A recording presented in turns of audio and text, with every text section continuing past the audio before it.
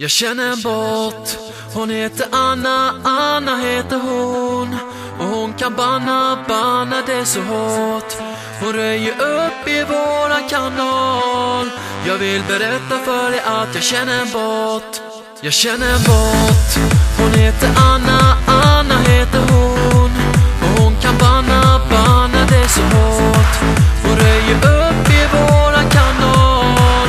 Jag vill berätta för dig att jag känner en bot som alltid vaktar alla som är här och som ser till att vi blir utan besvär.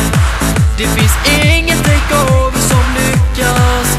Kom ihåg att det är jag som känner en bot. En bot som ingen annan slår. Och hon kan kicka utan att hon får. Hon gör sig av med alla som spammar. Ja, ingen kan slå våran bot.